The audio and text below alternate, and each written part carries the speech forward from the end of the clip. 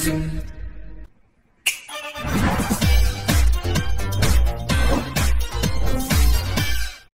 Friends, ఎలా ఉన్నారు? ఈ రోజు మనం ద బీ కీపర్ అనే మూవీ స్టోరీ గురించి తెలుసుకుందాం.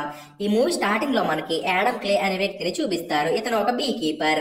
బీ కీపర్ అంటే తేనెటీగల్ని పెంచుతూ వాటి నుండి వచ్చే తేనెని అమ్ముకునేవాడు.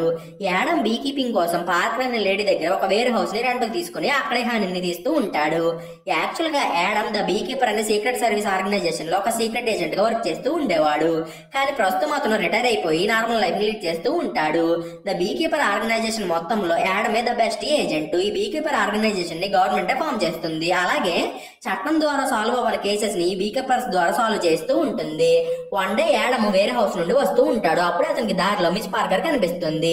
యాక్చువల్ గా వీళ్ళిద్దరి మధ్య చాలా బలమైన బాండింగ్ ఉంటుంది. యాడమ్ పార్కర్ ని తన సొంత మామలా ట్రీట్ చేస్తూ ఉంటాడు. పార్కర్ కూడా యాడమ్ ని చాలా కేరింగ్ తో చూసుకుంటుంది. యాడమ్ పార్కర్ ని కలిసి ఆమెతో మాట్లాడుతూ, నా లైఫ్ లో మీరు చూపించినంత కేరింగ్ ని నా పైన ఎవరో కూడా చూపించలేదు. అలాగే నాకు మీ వేర్ హౌస్ ని రెంట్కి ఇచ్చినందుకు మీకు చాలా థ్యాంక్స్ అని చెప్తాడు. అప్పుడే పార్కర్ యాడమ్ ని డిన్నర్ కి ఇన్వైట్ చేస్తుంది. నెక్స్ట్ పార్కర్ తన ఇంటికి వెళ్లి ల్యాప్టాప్ ని ఓపెన్ చేసి వర్క్ చేసుకుంటూ ఉంటుంది. అప్పుడే ఆమె ల్యాప్టాప్ కి ఒక వైరస్ ఎఫెక్ట్ అయ్యి ఆమె ల్యాప్టాప్ లో ఒక వార్నింగ్ మెసేజ్ కనిపిస్తుంది. ఆ వార్నింగ్ మెసేజ్ లో ఒక ఫోన్ నంబర్ కూడా ఉంటుంది. అది చూసి పార్కర్ కొంచెం టెన్షన్ అవుతుంది. అలాగే పార్కర్ కి టెక్నాలజీ గురించి అంత ఐడియా ఉండకపోవడంతో ఆమెకు ఏం చేయాలో అర్థం కాక వార్నింగ్ మెసేజ్ లో కనిపించిన నంబర్ కి కాల్ చేస్తుంది. అప్పుడే ఒక fraud call centre company manager అయిన గార్నెట్ కాల్ ని లిఫ్ట్ చేస్తాడు. అప్పుడే పార్కర్ నాకు యాంటీవైరస్ సబ్స్క్రిప్షన్ ఉన్నా కానీ నా ల్యాప్టాప్ కి వైరస్ ఎలా వచ్చిందని గార్నెట్ ని అడుగుతుంది. అది విని గార్నెట్, మీరు ఏం కంగారు పడకండి, నేను మీ ల్యాప్టాప్ ని రీసెట్ చేస్తాను. కానీ రీసెట్ చేశాక మీ ల్యాప్టాప్ లో ఉన్న అన్ని ఫైల్స్ కూడా డిలీట్ అయిపోతాయి. కానీ నేను దానికి అపాలజీగా ఒక $500 ని మీ అకౌంట్ కి సెండ్ చేస్తానని అంటాడు. అప్పుడే పార్కర్ ఫైల్స్ డిలీట్ అయిపోతాయని బాధపడినా సరే తన ల్యాప్టాప్ వర్క్ కావాలని చెప్పి గార్నెట్ ని మనీ సెండ్ చేయమని అడుగుతుంది. అప్పుడే గార్నెట్ $500 కి బదులుగా $50,000 ని పార్కర్ అకౌంట్ కి సెండ్ చేస్తాడు. తర్వాత గార్నెట్ పార్కర్ తోటి, నేను $500 కి బదులుగా $50,000 ని మీ అకౌంట్ కి పంపించాను. నా దగ్గర ఉన్న సిస్టమ్ సరిగ్గా వర్క్ అవ్వకపోవడం వల్ల అలా జరిగింది. కాబట్టి మీరు $500 ని తీసేసుకుని మిగతా అమౌంట్ ని నాకు రిటర్న్ చేయండి అని పార్కర్ కి చెప్తాడు. యాక్చువల్ గా పార్కర్ ఒక పేద పిల్లల చారిటీకి చైర్మన్ గా వర్క్ చేస్తూ ఉంటుంది.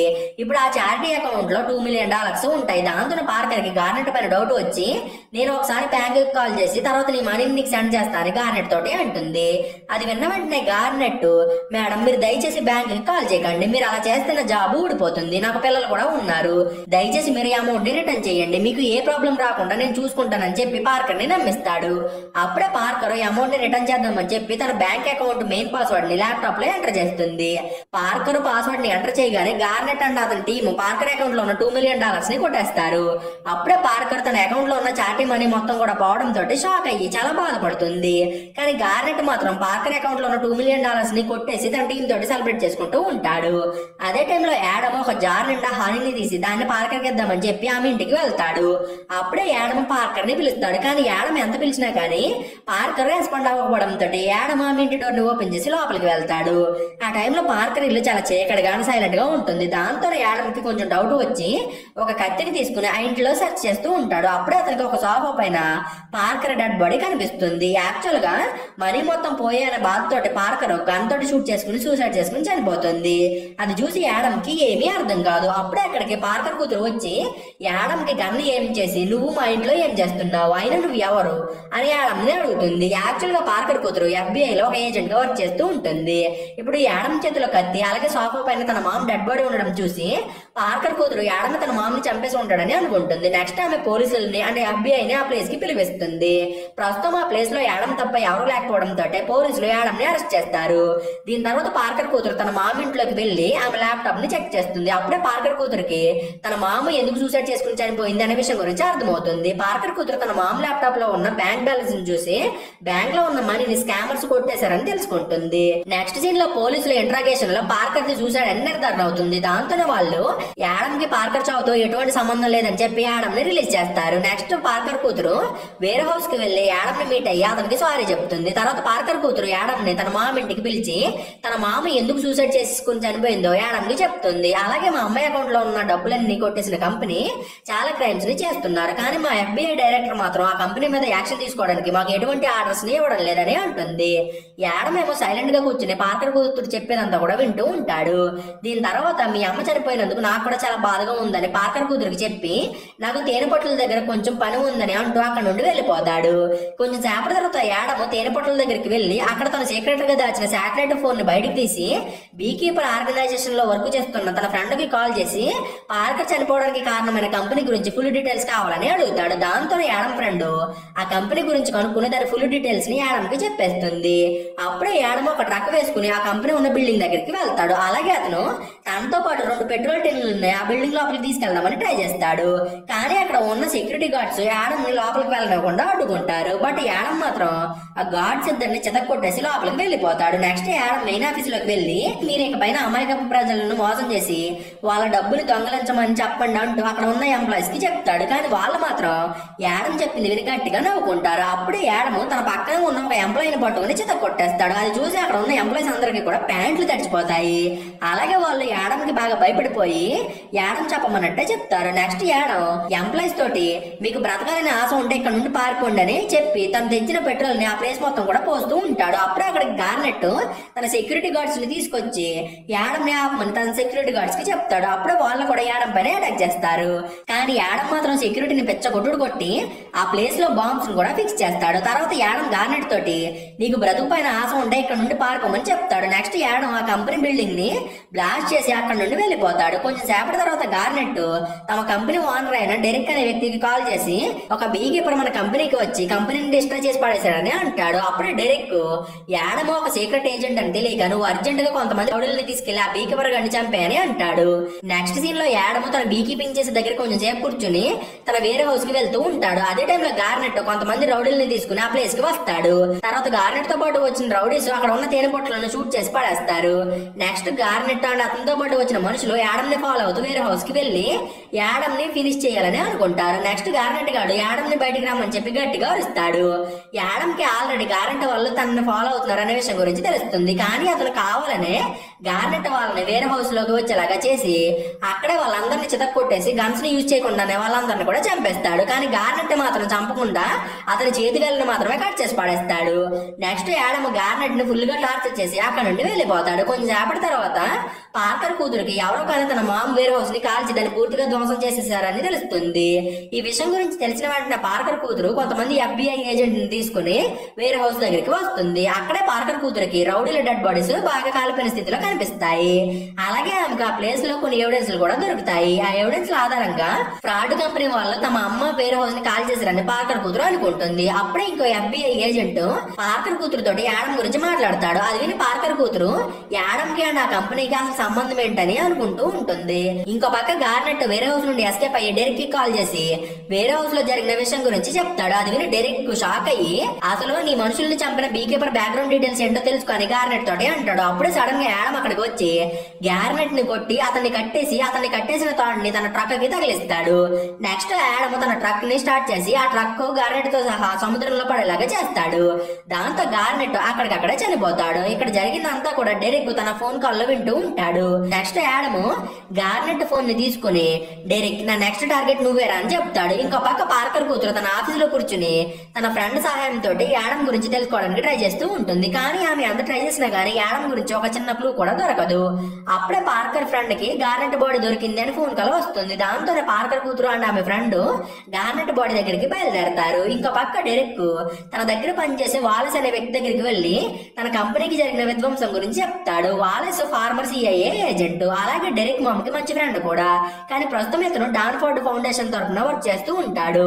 ఈ డాన్ఫోర్డ్ ఫౌండేషన్ డెరిక్ వాళ్ళ మామ్ది. యాక్చువల్ గా డెరిక్ వాళ్ళ మాము రీసెంట్ గానే అమెరికా ప్రెసిడెంట్ గా ఎన్నుకోబడుతుంది. డెరిక్ తన ప్రాబ్లం గురించి వాలెస్ కి చెప్పిన వెంటనే వాలెస్ ప్రెసిడెంట్ కి కాల్ చేసి యాడమ్ అనే వ్యక్తి డెరిక్ ని చంపడానికి వస్తున్నాడని చెప్తాడు. అది తెలిసిన వెంటనే ప్రెసిడెంట్ తన కొడుకు స్ట్రాంగ్ ప్రొటెక్షన్ ని ఏర్పాటు చేయమని వాలెస్ ని అడుగుతుంది. దాంతో వాలెస్ ప్రస్తుతం CIA డైరెక్టర్ గా పనిచేస్తున్న జానెట్ అనే లేడీకి కాల్ చేసి యాడమ్ గురించి అడుగుతాడు. అప్పుడే జెనెట్ నాకు యాడమ్ గురించి తెలుసు, అతను ప్రస్తుతం రిటైర్ అయ్యాడని అంటుంది. అది విన్న వెంటనే వేలస్ నువ్వు అర్జెంట్ గా బీకీపర్ ఏజెన్సీని కాంటాక్ట్ అయ్యి అక్కడ ఉన్న బీకీపర్స్ తోటి యాడమ్ ని చంపమని ఆర్డర్స్ ఇవ్వని జెనెట్ ని రిక్వెస్ట్ చేస్తాడు. దాంతో జెనెట్ బీకీపర్స్ ఏజెన్సీని కాంటాక్ట్ అయ్యి యాడమ్ ని చంపమని ఆర్డర్స్ ఇస్తుంది. అదే రోజు నైట్ యాడమ్ ఒక పెట్రోల్ బంక్ దగ్గర కారులో పెట్రోల్ ని ఫిల్ చేసుకుంటూ ఉంటాడు. అప్పుడే అక్కడికి ఒక లేడీ బీకీపర్ ఏజెంట్ వచ్చి తన దగ్గర ఉన్న గన్స్ తోటి యాడమ్ పైన అటాక్ చేస్తుంది. కానీ యాడమ్ మాత్రం ఆ ఏజెంట్ తోటి ఫైట్ చేసి ఆమెను తగలబెట్టేస్తాడు. అలాగే అతను ఆమె వేలును కూడా కోసుకుని తర్వాత అతను ఆ పెట్రోల్ బంక్ ని బ్లాస్ట్ చేసి అక్కడ నుండి వెళ్ళిపోతాడు. నెక్స్ట్ వాలెస్ కి యాడమ్ క్లే ఇంకా బ్రతిగా ఉన్నాడని తెలుస్తుంది. దాంతో అతను కొంతమంది ఫార్మర్ ఏజెంట్స్ ని గ్యాదర్ చేసి వాళ్ళకి మనీని ఇచ్చి యాడమ్ ని ఎలా అయినా సరే చంపమని వాళ్ళకి చెప్తాడు. అలాగే వాలెస్ అక్కడ ఉన్న వాళ్ళందరితోటి కూడా మీరు చంపడానికి వెళ్తుంది యాడమ్ క్లే అనే పవర్ఫుల్ ఏజెంట్ ని. అతను ఇంతకు ముందు బీకీపర్ ఆర్గనైజేషన్ లో సీక్రెట్ ఏజెంట్ గా వర్క్ చేసేవాడు కాబట్టి మీరు అతన్ని చాలా జాగ్రత్తగా వేటాడి చంపండి అని చెప్తాడు. దాంతో ఫార్మర్ ఏజెంట్స్ యాడమ్ గురించి పూర్తి డీటెయిల్స్ కనుక్కొని యాడమ్ మనకంటే పెద్ద గొప్పవాడేమీ కాదు, మనం వాడిని చాలా ఈజీగా చంపేయచ్చు అని అనుకుంటారు. అదే టైంలో యాడమ్ బీకీపర్ సీక్రెట్ వేర్ హౌస్ కి వెళ్లి లేడీ బీకీపర్ వేల్ సహాయంతో వేర్ హౌస్ ను ఓపెన్ చేసి లోపలికి వెళ్లి అక్కడ డెరిక్ కి సంబంధించిన ఇంకో ఫ్రాడ్ కాల్ సెంటర్ కంపెనీని కనిపెట్టి దాన్ని కూడా డిస్ట్రాయ్ చేయాలని డిసైడ్ అవుతాడు. యాడమ్ రెండో కాల్ సెంటర్ ని అటాక్ చేయబోతున్నాడు అనే విషయం గురించి పార్కర్ కూతురు కూడా తెలిసి ఆమె FBI డైరెక్టర్ దగ్గర ఆర్డర్స్ తీసుకుని కొంతమంది FBI ఏజెంట్స్ ని ఆ కంపెనీ దగ్గరికి పంపిస్తుంది. అదే టైంలో వేలస్ మనుషులు FBI వాళ్ళ దగ్గరికి వచ్చి వాళ్ళు లోపలికి వెళ్ళడానికి వీల్లేదని అంటారు. దాంతోనే FBI ఏజెంట్స్ కంపెనీ బయటికి వచ్చేసి బయట యాడమ్ కోసం వెయిట్ చేస్తూ ఉంటారు. అప్పుడే యాడమ్ చాలా క్యాజువల్ గా FBI వాళ్ళ దగ్గరికి వచ్చి వాళ్ళందరినీ కూడా చిత్త కొట్టేసి బిల్డింగ్ లోపలికి వెళ్ళిపోతాడు. అదే టైంలో వేలస్ మనుషులు కాల్ సెంటర్ మెయిన్ ఆఫీస్ లోకి వెళ్లి అక్కడ ఉన్న వాళ్ళందరినీ కూడా అక్కడ నుండి వెళ్ళిపోమని హెచ్చరిస్తారు. కానీ అక్కడ ఉన్న మేనేజర్ గారు మాత్రం డెరెక్ కి కాల్ చేసి అతనితో వేలస్ మనుషుల్ని మాట్లాడనిస్తాడు. అప్పుడే డెరెక్ కాల్ సెంటర్ వర్క్ జరుగుతూనే ఉండాలని అంటాడు. దాంతో వేలస్ మనుషులు యాడమ్ కోసం అక్కడ వెయిట్ చేస్తూ ఉంటారు. నెక్స్ట్ యాడమ్ అక్కడికి వస్తాడు. అక్కడ యాడమ్ కి అంటే అక్కడ ఉన్న వేలస్ మనుషులకి మధ్య పెద్ద ఫైట్ జరుగుతుంది. ఈ ఫైట్ లో యాడమ్ తన స్పెషల్ స్కిల్స్ అన్నిటిని కూడా యూజ్ చేసి వేలస్ మనుషులందరినీ కూడా చంపేస్తాడు. నెక్స్ట్ యాడమ్ మేనేజర్ దగ్గరికి వెళ్లి డెరెక్ ఎవరు వాడు ఎక్కడ ఉన్నాడని అడుగుతాడు. కానీ అతను మాత్రం యాడమ్ కి ఎటువంటి ఇన్ఫర్మేషన్ ఇవ్వడు. దాంతో యాడమ్ ఆ మేనేజర్ గారిని ఫుల్ గా టార్చర్ చేస్తాడు. అప్పుడే ఆ మేనేజర్ గారు సిస్టమ్ లో డెరెక్ ఫోటోని చూపించి నువ్వు వాడిని ఏమీ చెయ్యలేవు, వాడి వెనకాల చాలా పవర్ఫుల్ మనుషులు ఉన్నారని అంటాడు. కానీ యాడమ్ మాత్రం అవేమి పట్టించుకోడు. అదే టైంలో పార్కర్ కూతురు కూడా యాడమ్ ని పట్టుకోవడానికి అక్కడికి వస్తుంది. కానీ యాడమ్ మాత్రం పార్కర్ కూతురుని చూసి అక్కడ నుండి తప్పించుకుని వెళ్ళిపోతాడు. అదే టైంలో వేలస్ కి తను పంపించిన మనుషులందరినీ కూడా యాడమ్ చంపేశాడు అనే విషయం గురించి తెలుస్తుంది. దాంతో వేలస్ డెరెక్ దగ్గరికి వెళ్లి నువ్వు ఒంటరిగా ఒక్కడివే ఎక్కడికి వెళ్ళగని అంటాడు. అలాగే వేలస్ డెరెక్ కి ప్రొటెక్షన్ ని కూడా ప్రిపేర్ చేస్తాడు. నెక్స్ట్ పార్కర్ కూతురు తమ డైరెక్టర్ తోటి వీడియో కాన్ఫరెన్స్ లో మాట్లాడుతూ గత కొంతకాలంగా జరుగుతున్న గందరగోళానికి కారణం ఆడమ్ అనే వ్యక్తి. అతను ఫ్రాడ్ కాల్ కంపెనీస్ ని టార్గెట్ చేసి వాటన్నిటిని కూడా డిస్ట్రాయ్ చేస్తున్నాడు.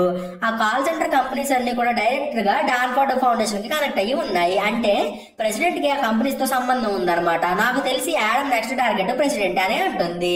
నెక్స్ట్ వాలెస్ డెరెక్ ని కాపాడడానికి చాలా మంది ప్రైవేట్ గార్డ్స్ ని అపాయింట్ చేస్తాడు. అలాగే ప్రెసిడెంట్ ఇంటి చుట్టూ స్పెషల్ ఏజెంట్స్ ని కాపలాగా పెడతాడు. కానీ యాడమ్ మాత్రం తన స్కిల్స్ అన్నింటిని కూడా వాడి స్పెషల్ ఏజెంట్ లాగా అన్ని సెక్యూరిటీ పాయింట్స్ ని దాటుకుని ప్రెసిడెంట్ లోకి వెళ్తాడు. యాడమ్ సెక్యూరిటీ యూనిఫామ్ లో ఉండడం తోటి ఎవరికి కూడా యాడమ్ పైన డౌట్ రాదు. యాడమ్ కొన్ని బాంబ్స్ ను కూడా ప్రెసిడెంట్ ఇంటి బయట ఫిక్స్ చేస్తాడు. నెక్స్ట్ యాడమ్ తన డ్రెస్ చేంజ్ చేసుకుని ఇంట్లోకి ఎంటర్ అవుతాడు. అక్కడికి పార్కర్ కూతురు అండ్ ఆమె కొలిక్ కూడా వస్తారు.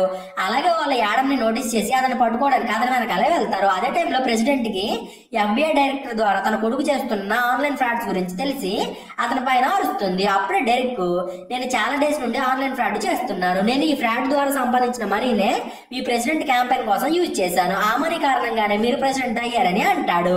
ఇంకో పక్క పార్కర్ కూతురు ఏజెంట్స్ అందరినీ కూడా అలర్ట్ చేసి యాడమ్ ని పట్టుకోవడానికి ట్రై చేస్తుంది. అలాగే ఏజెంట్స్ అందరూ కలిసి యాడమ్ ని పట్టుకుంటారు. అప్పుడే వేలస్ తను తీసుకొచ్చిన కిరాయి మనుషులతో యాడమ్ ని చంపేమని అంటాడు. కానీ యాడమ్ మాత్రం తను సెట్ చేసిన బాంబ్ ని బ్లాస్ట్ చేస్తాడు. తర్వాత ప్రైవేట్ గార్డ్స్ అనే FBI ఏజెంట్స్ పైన దాడి చేస్తాడు. అలాగే అతను బయట ఉన్న వాళ్ళందరినీ చిత్త కొట్టేసి ఇంట్లోకి ఎంటర్ అవుతాడు. అలాగే అతను తనకు అడ్డొచ్చిన వాళ్ళందరినీ కూడా కొట్టుకుంటూ డెరెక్ వాళ్ళు ఉన్న రూమ్ దగ్గరికి వెళ్తూ ఉంటాడు. కానీ దారిలో ప్రైవేట్ గార్డ్ ఒకడు యాడమ్ తోటి చాలా సేపు ఫైట్ చేసి అతన్ని గాయపరుస్తాడు. కానీ యాడమ్ మాత్రం చాలా కష్టపడి ఆ గార్డ్ ని ఓడించి వాడిని చంపేస్తాడు. నెక్స్ట్ యాడమ్ ప్రెసిడెంట్ రూమ్ లోకి వెళ్ళడానికి ట్రై చేస్తాడు. అప్పుడే అక్కడికి వేలస్ వచ్చి నువ్వు డెరెక్ ని ఏమి చేయకు, నేను నీకు ఎంత కావాలంటే అంత ఇస్తాను అంటాడు. కానీ యాడమ్ మాత్రం వేలస్ మాటలను పట్టించుకోకుండా వేలని విరిచేసి డోర్ కి బాంబ్ ని ఫిక్స్ చేస్తాడు. అదే టైంలో ప్రెసిడెంట్ డెరిక్ ఫ్రాడ్ గురించి పబ్లిక్ అనౌన్స్మెంట్ ని చేస్తానని డెరిక్ కి చెప్తుంది. అది విని డెరిక్ కి పెద్ద కోపం వచ్చి అక్కడ ఉన్న FBI డైరెక్టర్ ని షూట్ చేసి చంపేస్తాడు. అప్పుడే యాడమ్ డోర్ ని బ్లాస్ట్ చేసి లోపలికి ఎంటర్ అవుతాడు. అది చూసి డెరిక్ తన మామ్ కి గన్ ఏం చేసి నువ్వు కనుక ఒక్క అడుగు ముందుకు వేస్తే నేను మీ ప్రెసిడెంట్ ని షూట్ చేసి చంపేస్తానని అంటాడు. ఆ టైంలో పార్కర్ కూతురు అండ్ ఆమె కొలిక్ కూడా అక్కడికి వచ్చి యాడమ్ అండ్ డెరిక్ ని లొంగిపోమని అంటారు. అది విని యాడమ్ నువ్వు అవినీతి ప్రభుత్వం కోసం పనిచేస్తావా లేక న్యాయం కోసం పనిచేస్తావా అని పార్కర్ కూతురుని అడుగుతాడు. నెక్స్ట్ యాడమ్ డెరిక్ ని షూట్ చేసి చంపేసి ఆ రూమ్ విండోని పగలగొట్టుకుని బయటికి వెళ్ళిపోతాడు. ఆ బిల్డింగ్ పక్కన సముద్రం ఉండడంతో యాడమ్ సముద్రం ద్వారా అక్కడ నుండి ఎస్కేప్ అవుదామని అనుకుని సముద్రం వైపు పరిగెడతాడు. పార్కర్ కూతురికి యాడమ్ ని షూట్ చేసే ఛాన్స్ దొరికినా కానీ ఆమె యాడమ్ చేసిన పని కరెక్టే అని అనుకుని అతన్ని షూట్ చేయకుండా ఆగిపోతుంది. నెక్స్ట్ యాడమ్ సముద్రపు ఒడ్డుకు వెళ్లి తను దాచిపెట్టిన కొన్ని ఎక్విప్మెంట్స్ ని బయటకు తీసి వాటి సహాయంతో సముద్రంలోకి వెళ్లి అక్కడ నుండి ఎస్కేప్ అవుతాడు. ఇక్కడితోటి ఈ మూవీ అనేది ఎండ్ అవుతుంది. మీకు ఈ వీడియో నచ్చిందని అనుకుంటున్నాను. ఒకవేళ మీకు కనుక ఈ వీడియో నచ్చితే ఒక లైక్ కొట్టి కామెంట్ చేయండి ప్లీజ్. సో ఈ రోజు కింద ఫ్రెండ్స్ మీకు కనుక ఎక్స్ప్లెనేషన్ నచ్చితే ఛానల్ సబ్స్క్రైబ్ చేసి గంట సింబల్ ని ఆన్ లో పెట్టుకోండి.